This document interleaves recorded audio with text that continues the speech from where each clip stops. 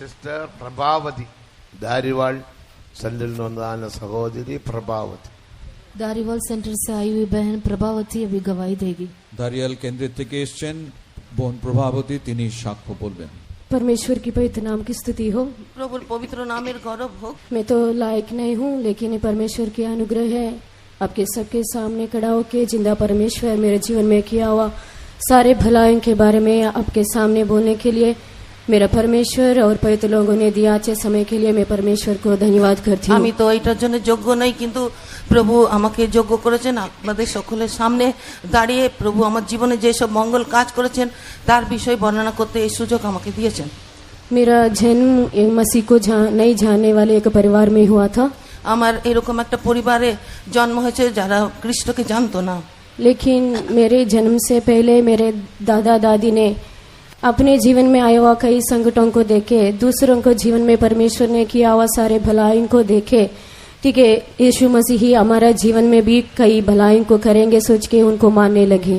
আর আমার মা বাবা তাদের জীবনে অনেক সংকট কষ্ট এসেছিল, আর তাদের জীবনে প্রভু যেসব মঙ্গল কাজ করতেন সেই সকলের বিষয় অন্যদের কাছেও বলতেন, আর তারা বলতেন যে প্রভু যিশুই সত্য ঈশ্বর যিনি আমাদের জীবনে আশ্চর্য কাজ করতে পারবেন. लेकिन किसी को भी मालूम नहीं था ये जिंदा परमेश्वर को कैसा आराधना करना, कैसे स्तुति करना. কিন্তু এই জীবিত ঈশ্বরকে ঈশ্বরকে কিভাবে আরাধনা করা হয় আর কিভাবে তার কাছে প্রার্থনা করতে আমরা জানতাম না. जैसे हिंदू मूर्तियों को कैसे पूजा करते वैसे हमारा घर में भी यीशु मसीह का और माता मरियम का फोटो रख के उनको पूजा करते थे. আর যেরকম হিন্দু দেবদেবীদের আরাধনা করা হয় সেরকম আমার বাড়িতে প্রভু যিশু আর মরিয়মের ছবি ঠাকুরকে রেখে আমরা আরাধনা पूजा पाठ করতাম. और उनके आराधना ऐसी होती थे जब उन नहा के आते थे, जब वो फोटो के सामने खड़ा होके अपने हाथ जोड़ के और अगरबत्ती जला के नारियल तोड़ के फूल डाल के ऐसे हिंदू मूर्तियों को कैसे पूजा करते वैसे 5 मिनट वो फोटो के सामने खड़ा होके अपना आराधना करते थे. যেরকম অন্য ধর্মে যেরকম আরাধনা করা হয় তারা স্নান টান করে তারা এসে দু হাত জোড় করে সেই মরিয়ম আর যিশুর সামনে তারা নমস্কার করে ফুল আর নারকেল দিয়ে তারা পূজা করত. वैसे मेरे पालन पोषण भी ऐसे हालत में वो एक नाम खाद मसीह परिवार में हुआ था. আর আমার প্রতিপালন এরকম নামের জন্য একটা পরিবারের মধ্যে হয়েছে. किसी को वो बाइबल पढ़ने को भी नहीं मालूम था.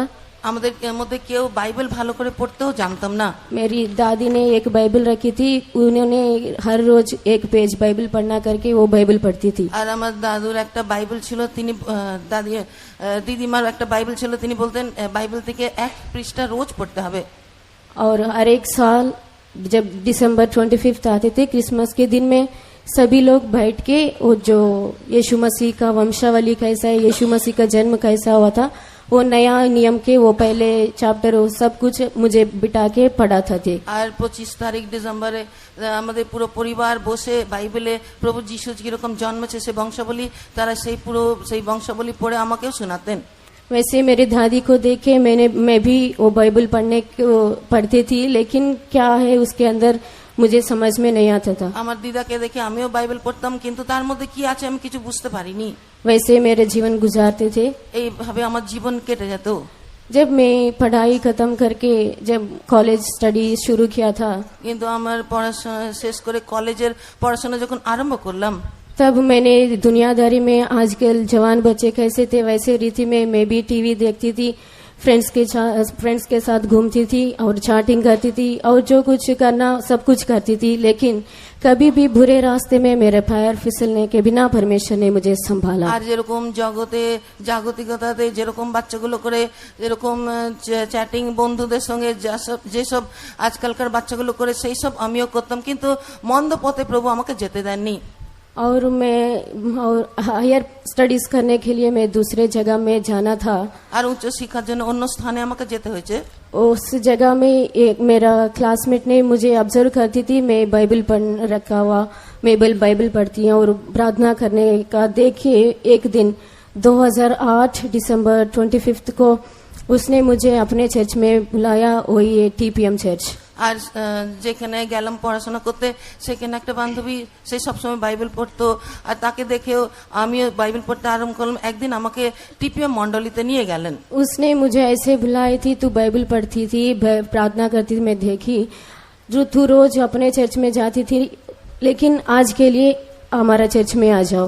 আর সেই বান্ধবী বললো যে রোজ তোমার মন্ডলীতে তুমি যাচ্ছ, কিন্তু আজকের জন্য আমাদের মন্ডলীতে এসো।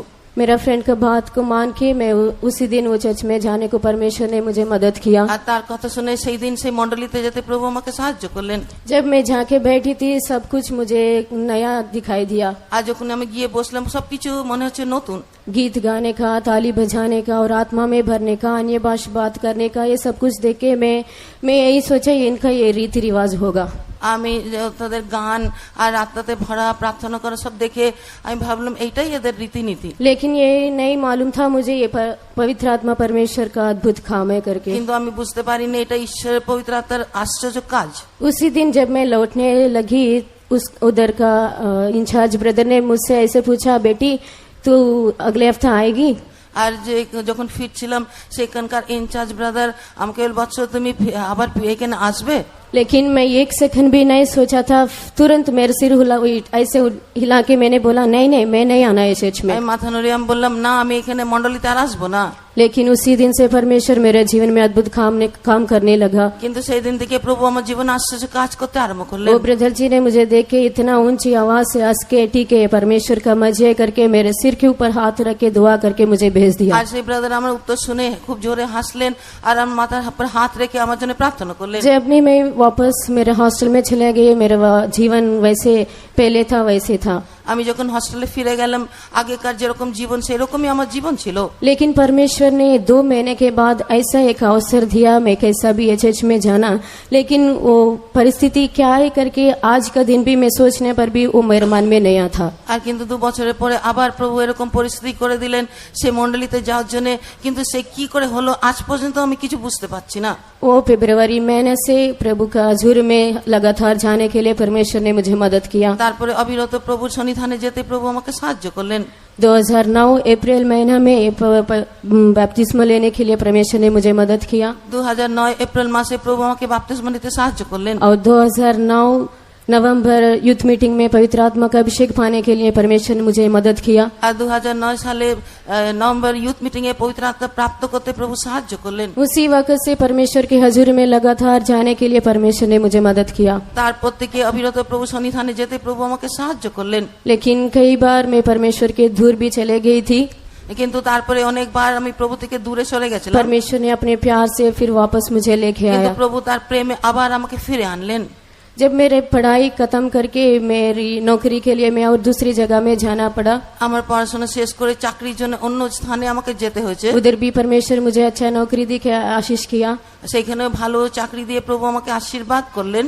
जब से उधर गई थी, उधर चर्च में जाने के समय परमेश्वर ने मुझे ऐसे सेवा के बारे में बात करने लगा। আর সেইখানে মণ্ডলীতে যাবার সময় প্রভু এরকম সেবার বিষয়ে আমার সঙ্গে কথা বলতে লাগলেন। लेकिन मेरे परिवार में कोई माता पिता को और कोई रिश्तेदार को ये सच्चाई के बारे में, पवित्र लोगों के संगति के बारे में किसी को कोई मालूम नहीं था। কিন্তু আমার পরিবারে আমার মা বাবা কেউ এই সহভাগিতা এরকম সেবার বিষয়ে তারা কিছুই জানতো না। लेकिन सब कुछ बोझ में परमेश्वर के ऊपर डाल दिया। परमेश्वर तेरा मर्जी क्या हो वो करने के लिए मुझे मदद करो करके मैंने परमेश्वर को सौंप दिया। সকল বোঝা প্রভুর উপরে রাখলাম আর প্রভুকে বললাম তোমার যা ইচ্ছা আমি সেটা করতে আমি প্রস্তুত।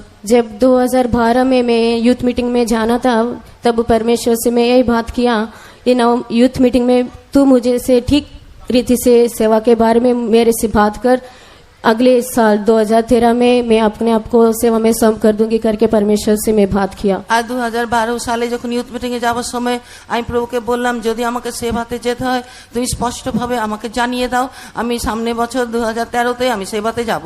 उसी रीति से परमेश्वर ने यूथ मीटिंग में मुझे बहुत आशीष किया और सेवा के बारे में स्वप्न दर्शन के द्वारा, भविष्यवाणियों के द्वारा मुझे परमेश्वर ने बात किया। আর সেইভাবে প্রভু আমার সঙ্গে দর্শনে আর ভাববাণী দ্বারা প্রভু আমার সঙ্গে কথা বললেন। मैं परमेश्वर से ये बात किया था, तू मुझे मेरे से बात किया ठीक है, मैं 2013 में कैसे भी माँ बाप को बोल के मैं सेवा में आ जाऊंगी। আমি বললাম ঠিক আছে প্রভু তুমি তো আমার সঙ্গে কথা বলেছো, মা বাবাকে বলে আমি যে কোনো রূপে আমি 2013 তে সেবাতে চলে আসবো। मैं बहुत खुशी से वापस लौटने लगी।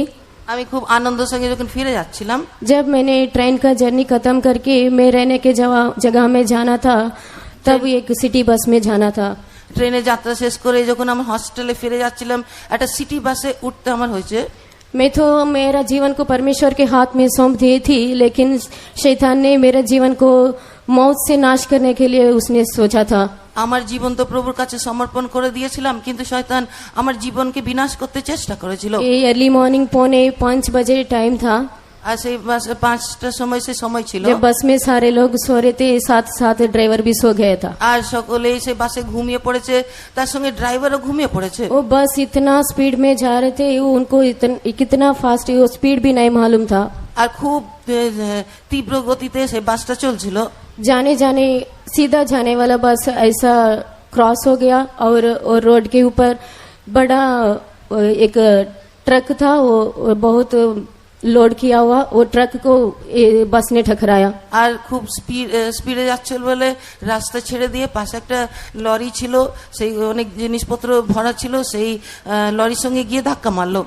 एक बार नहीं, ऐसा 3 बार, एक बार जाके टकराया और पीछे आ गया, और जाके टकराया और पीछे आ गया, तीसरा बार भी और जाके टकरा के वो लॉरी के साथ बस अंदर घुस गया था। 3 বার এরকম গিয়ে ধাক্কা মেরে ফিরে এসছে, আবার গিয়ে ধাক্কা মেরে ফিরে এসছে, আবার তৃতীয়বারও ধাক্কা মেরে সেই লরির ভেতরে চলে গেল।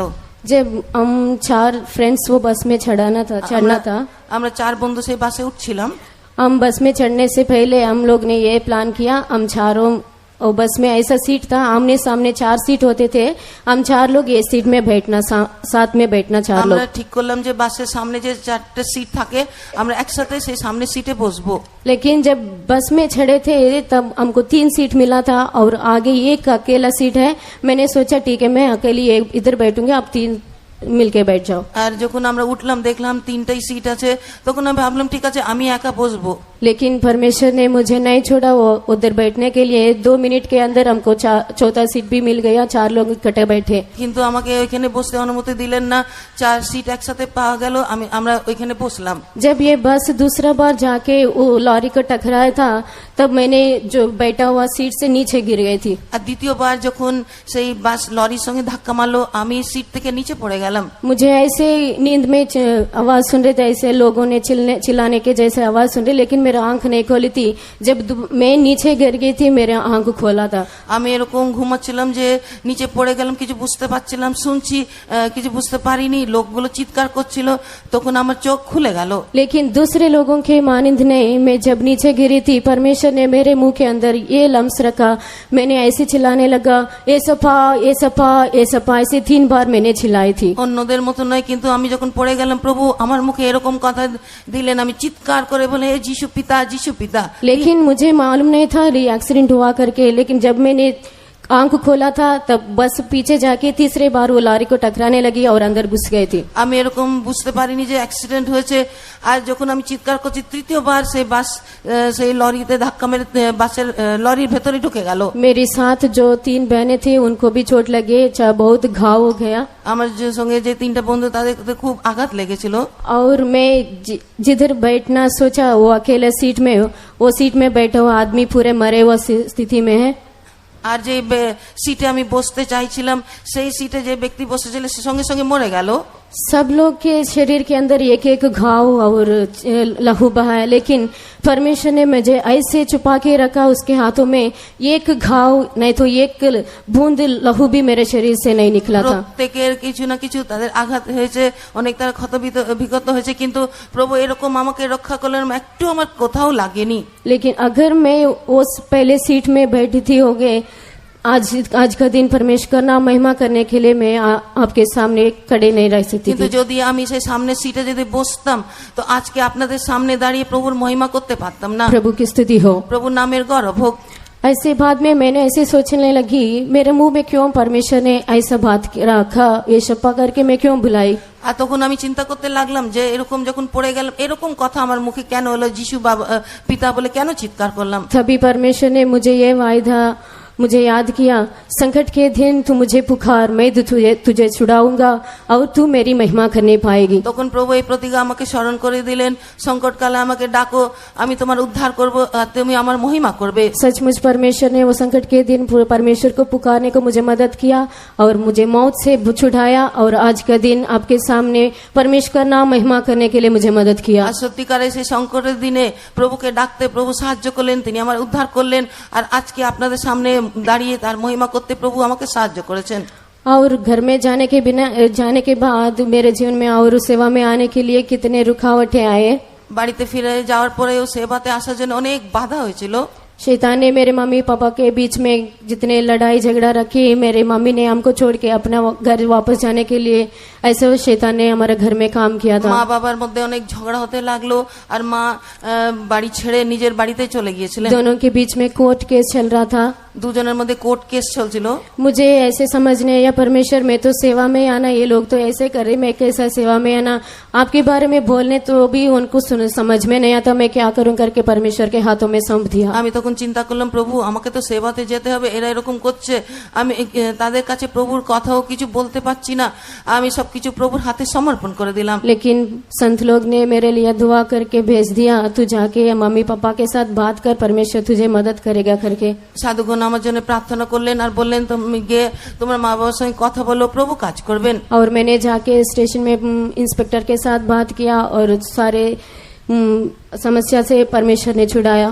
আর পুলিশ স্টেশনে গিয়ে আমি ইন্সপেক্টরের সঙ্গে কথা বললাম আর প্রভু সকল সেই বিপদ থেকে আমাদের উদ্ধার করলেন। और मम्मी पापा ने मेल मिलाप होने के लिए परमेश्वर ने मदद किया। আর মা বাবার মধ্যে এক মন হতে প্রভু সাহায্য করলেন। और मैंने मम्मी पापा को उसी टाइम ने मैं बोला, परमेश्वर में जैसे ऐसा बात किया, मैं सेवा में जाना। আর তখন প্রভুকে বললাম যে যেরকম আমি প্রভুকে বলেছি সেবাতে যাব, সেরকম আমি সেবাতে যাব। उनको सेवा क्या है ये भी मालूम नहीं, लेकिन उन्होंने यही सोचा बेटी कहीं ट्रेनिंग के लिए कहीं दूर जा रही, बाद में आएगी। আর মা বাবার কাছে যে সেবার কথা যাব বলে বললাম, তারা বুঝতে পারেনি যে সেবা কি, তারা ভাবলো যে আমি কোনো ট্রেনিং এর জন্য যাচ্ছি। पहले मना किया था, लेकिन बाद में उन्होंने बोला ठीक है जाओ।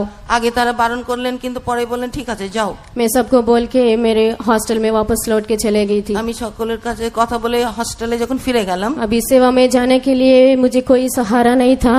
সেবাতে যাওয়ার জন্য আমার কোনো সাহায্য ছিল না। मैं सेंटर फेतो में चले गई थी আমি সেন্টার ফেতমে চলে গেলাম। और सेंटर पास्टर को मेरा हालत सारे सब कुछ बता दिया मैंने। আমার সকল অবস্থা সেন্টার পাস্টরকে বললাম। और सेंटर पास्टर के सहायता के द्वारा और जो कलीसिया में मैं जाती थी उनके से कलीसिया के सेवादार और मुझे अपने बेटी समझ के प्यार किया। बहुत सारे विश्वासियों के सहायता के द्वारा ये महिमा में सेवा में आने के लिए परमेश्वर ने मुझे मदद किया। আর সেন্টার পাস্টরের সাহায্যের দ্বারা আজ এখানে সেই সেবকরা আর বিশ্বাসী তাদের প্রেমের দ্বারা তাদের নিজের মেয়ের মতন আমাকে ভালোবাসলেন আর তাদের সাহায্যের দ্বারা প্রভু আমাকে সেবাতে আসতে সাহায্য করলেন। वैसे 2013 में महिमा में सेवा में अपने आप को समर्पण करने के लिए परमेश्वर मदद किया। 2013 সালে এই মহিমাময় সেবার জন্য প্রভু নিজেকে সমর্পণ করতে সাহায্য করলেন। जिस दिन मुझे ये सेवा में लिया था उसी दिन मेरा दादा का डेथ हो गया। আর যেই দিন আমাকে সেবাতে না হচ্ছে সেই দিন আমার দাদু মারা গেলেন। वो भी साधारण रीति में नहीं है, আর সেটা साधारण ভাবে মরেননি। मैं इस सेवा में जारी करके उनको मालूम हो के उसकी बुढ़ापी 80 साल होगा उनकी, वो उसकी उम्र में घर छोड़ के चले गया था दूसरा गांव में जाके खड़ी धूप में 3 दिन खाना पीने के बिना ऐसे एक रेलवे स्टेशन में लेटे थे। আর তিনি যখন শুনলেন যে আমি সেবা ছেড়ে চলে গেছি, তিনি নিজের বাড়ি ছেড়ে দিয়ে নিজের গ্রামে গিয়ে রোদ্রের মধ্যে 3 দিন না খেয়ে না ঘুমিয়ে তিনি 3 দিন ছিলেন। उधर ही उनके डेथ हो गया। আর সেখানে তার মৃত্যু হলো। जितने दिन तक उनकी डेड बॉडी भी हमारे घर में नहीं मिला था। আর তার মৃতদেহ আমাদের কাছে পাওয়া গেল না। बाद में उनके चश्मा और उनके कपड़ा के द्वारा उन घर वालों ने मालूम पड़ा ये दादा मर गया। আর তার চশমা আর কাপড়ের দ্বারা তারা বুঝতে পারলেন যে আমার দাদুর দেহ। जैसे सारे रिश्तेदारों भी मुझे विरोध किया, আমার সকল আত্মীয় আমার বিরুদ্ধে হলেন। वैसे परमेश्वर ने सेवा में अभी तक संभाला। আজ পর্যন্ত প্রভু আমাকে এই সেবাতে রক্ষা করেছেন। लेकिन परमेश्वर ने मेरे घर में अद्भुत काम किया। मेरी मम्मी पापा भाई लोग ने उद्धार में आने के लिए, बपतिस्मा लेने के लिए, पवित्रों के संगत में जाने के लिए परमेश्वर ने मदद किया। আর প্রভু আশ্চর্য কাজ করলেন। আমার বাড়িতে আমার মা বাবা ভাই বোন তারা এই সত্যতে এসে বাপতিস্মা নিতে প্রভু সাহায্য করলেন। और परमेश्वर के इच्छा के अनुसार और पवित्रों के मर्जी के अनुसार 2015 में मेरा बदली पंजाब में हुआ था। আর পবিত্রগণের ইচ্ছার মতন, প্রভুর ইচ্ছার মতন 2015 সালে পাঞ্জাবে আমার ট্রান্সফার হলো। परमेश्वर आज तक मुझे संभाला। প্রভু আজ পর্যন্ত আমাকে রক্ষা করেছেন। आप सबसे यही प्रार्थना मांगती, वो परमेश्वर मेरा सेवा को, मेरा जीवन को आशीष करना चाहिए, और परमेश्वर जब बादल में आएगा उनको मिलने के लिए परमेश्वर मुझे मदद करना चाहिए। আপনাদের সকলের কাছে এটাই আমার অনুরোধ, প্রভুর ইচ্ছার অনুযায়ী সেবা করে প্রভু যখন মেঘযোগে আসবেন তখন তার সঙ্গে যেন আমি সাক্ষাৎ করতে পারি। Praise the Lord. করতে পারি। Praise the Lord.